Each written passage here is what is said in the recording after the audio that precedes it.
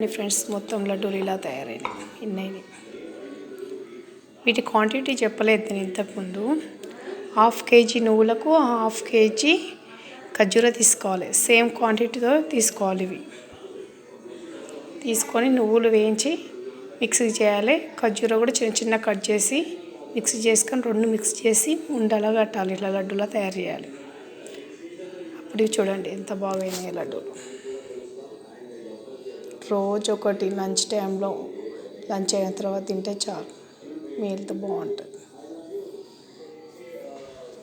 Bones బాగుంటాయి, calcium వస్తుంది. ఇవి దీనివల్ల బెనిఫిట్స్. నాకు 1/2 kgకి 34 అయినాయి. ఈ సైజులో వేసుకుంటే నాకు 34 అయినాయి ఫ్రెండ్స్. మీ చేసే సైజుని బట్టి ఎక్కువ కూడా అవ్వచ్చు. చిన్నగా వేస్తే ఎక్కువ, పెద్దగా వేస్తే తక్కువ.